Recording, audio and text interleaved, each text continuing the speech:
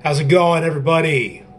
I'm just coming at you from Dallas, Texas. Once again, it's a cold one. It is freezing outside here in Dallas, Texas. It was like 29 degrees today. Kind of crazy. You don't expect that here. I expect that up north where I grew up, but I do not expect it here. So, luckily, I've got the thick winter skin of a Michigander underneath this shirt. So, it's keeping me warm. And I thank the Lord for that. So today I wanted to talk a little bit. First of all, I just wanted to say what I'm realizing is there are certain days where you get in certain moods. And I'm in a mood right now. I don't even really want to record this. It would take too long to explain or describe, but I'm recording it. And the reason I'm doing that is because it's important to keep pressing on. It's important to keep moving forward, even when you don't feel like it. And that's kind of why I'm doing it. There are going to be times, such as right now, where you just get in a mood. And if you guys out there have struggled with anything mood related, depression, anxiety, fear, there are times where you know that you need to get on the horse. You know that you need to move forward.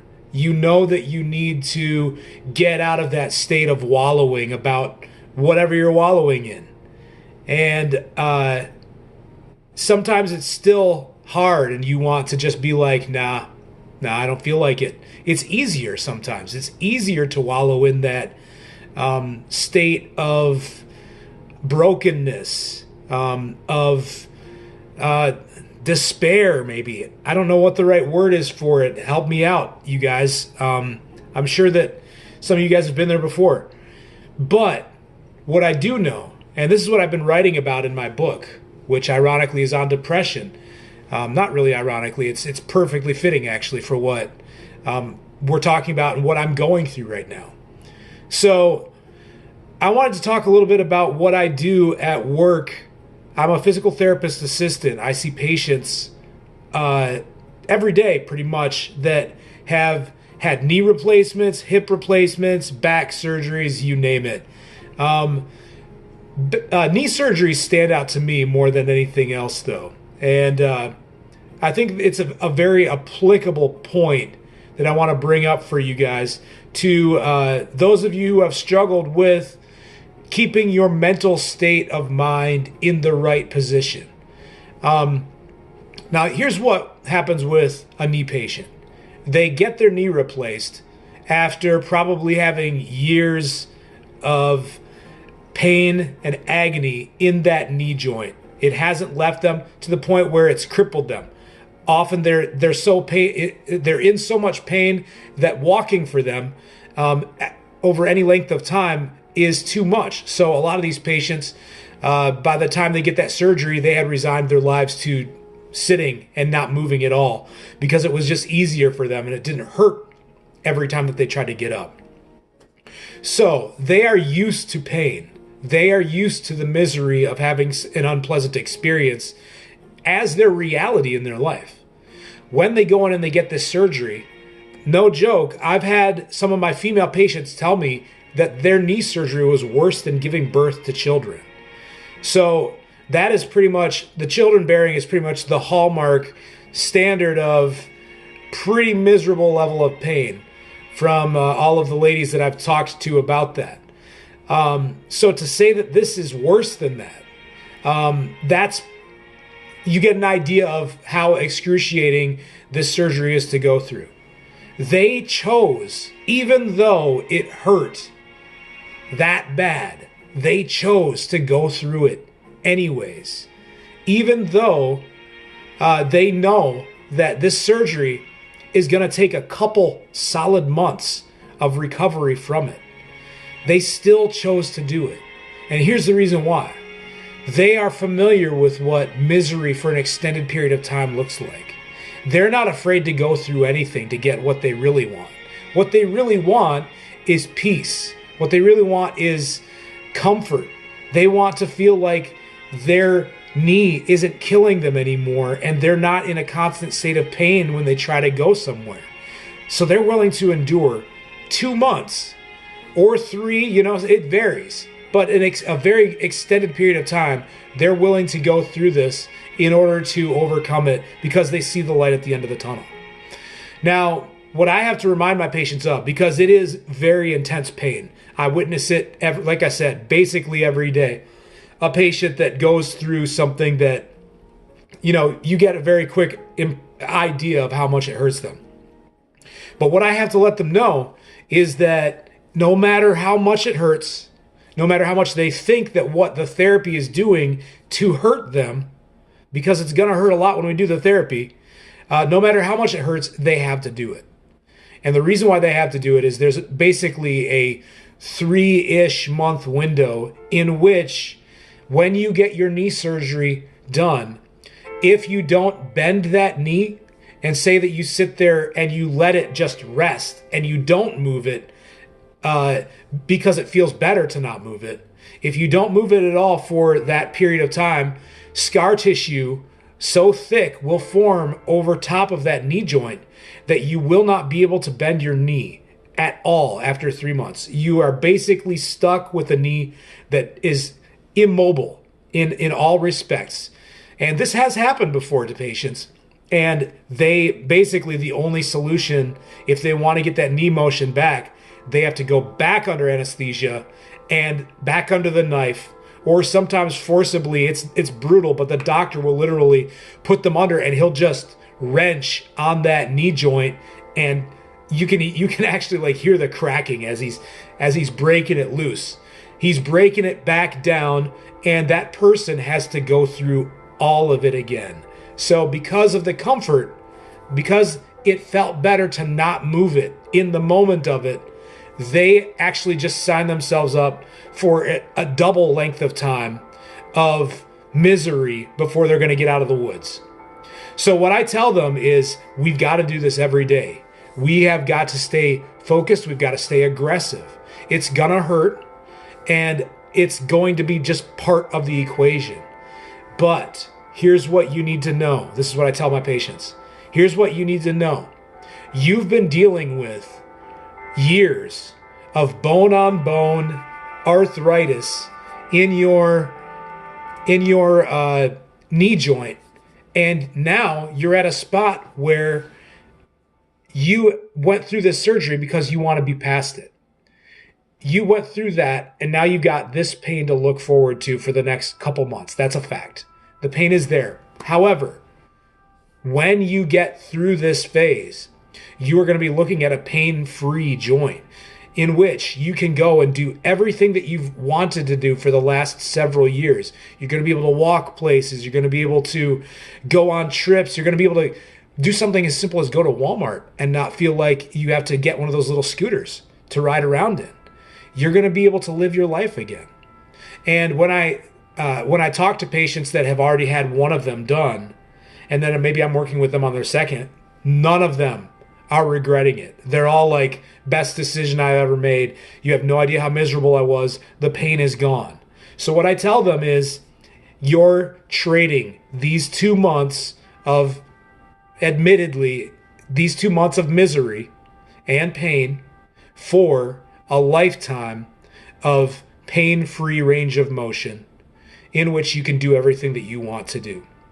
The way you make it through this forest, the way you get to the end of this tunnel, is by keeping your eyes focused on the future, on what you want for your future. It's not by staying focused in this moment right here. If you stay focused in this moment, that will discourage you because you're going off of what you feel at this second. Emotions come, emotions go. They are one of the least reliable things that there is in our experience as humans, yet we place more stock in them than almost anything else. We always go by, well, yeah, it just didn't feel right. That can change 5 minutes from now. So I'm pressing through. Another thing that I tell my patients, that I compare it to like a ladder, climbing up a ladder. every day that you do your therapy, it seems very insignificant. You know that it hurts really bad. You usually get out of surgery, you got maybe 80 degrees of knee flexion, knee bend. So here's extension, here's flexion. Maybe you got 80 degrees if you're lucky, maybe 90 if you're really lucky when you get out of the hospital. Average knee flexion is 130 to 135 degrees. So you're looking at 80 to 30, you're looking at 50 degrees of motion that you've got to get back. And usually that motion comes back very slowly. It comes back through hard work of bending that knee to the point where the patient is crying out saying, I can't take this anymore. And then they've got to take it for 20 seconds, 3 times, twice a day, every day for the next 2 months. If they do that, they will get maybe a degree or 2 every day, all the way up until the time that they fully recover. They'll get all of their range of motion back. Now, that's not to say that there aren't super patients. I've seen some patients, after the first week out, they've got 120 degrees of motion. Now, those people are A, just extremely high pain tolerance people, B, extremely hard workers, and they don't care.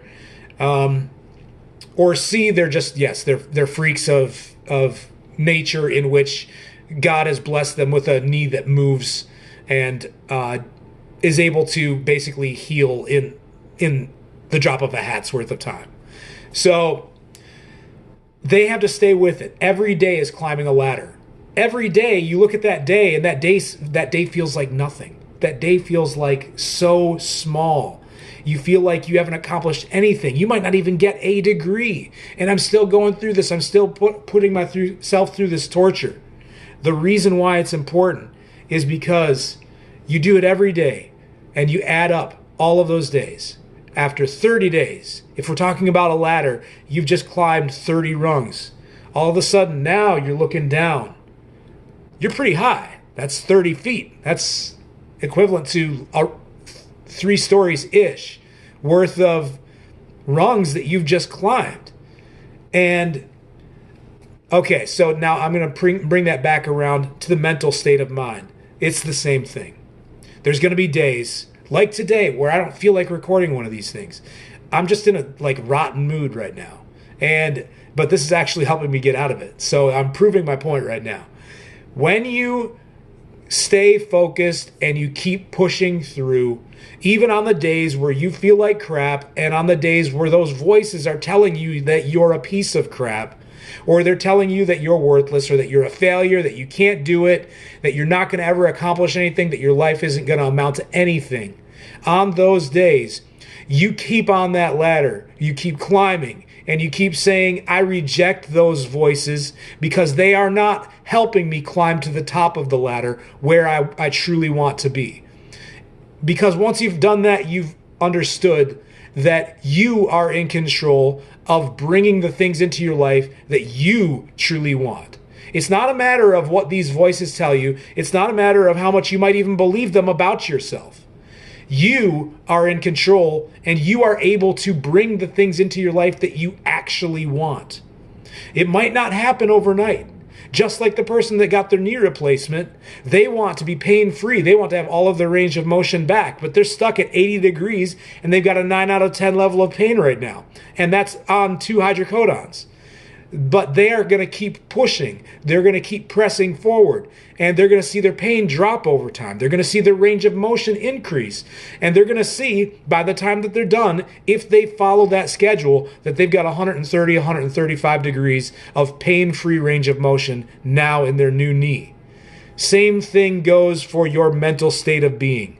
Do not lose focus. Continue to tell yourself things that you actually want to believe about yourself. Not things that you might actually believe about yourself, because these negative voices can make you believe a lot of crap that isn't true. But you can decide what your truth is about yourself. You can decide that you are better than that you are capable, that you are worth pushing through for, and that you are capable of being successful, that you have value, that you have significance, that you are able to be loved, that you are worthy of being loved, that you are going to find peace, hope, joy at the end of your tunnel. Stay focused on those things. Tell yourself those things. Contest those voices that tell you otherwise. When you do that, no matter what you feel like in that moment, you're still climbing that ladder. You're going to be able to look back. Trust me, I was medicated for depression at one point. I was medicated, diagnosed as bipolar disorder. And at this point, I'm off of medication. My days are remarkably better than they were back then when I was in the thick of it all. Stay with it. Stay strong. Don't lose your focus. Check out my YouTube channel. You can subscribe, become a member. Subscribe when I'm bringing these videos out. It's going to be every week or so. Like my page on Facebook, Believe You Me. I am writing some books right now. One of them is actually on this topic. That's the first one probably that I'm going to release, is on conquering fear, depression, worry, anxiety, all of those things, coming from somebody who's been there, who's been diagnosed, and who has beaten it. I've got all kinds of great things that I love talking about it. So I'm going to keep bringing these things out every week. And be my friend on Facebook. I love you guys. Just stick around and feel free to drop me a message, inbox me, whatever you want to do. I'd love to talk to any of you that are struggling with this. I'd love to work through anything that you've got with you. So love you guys. I'll see you next week.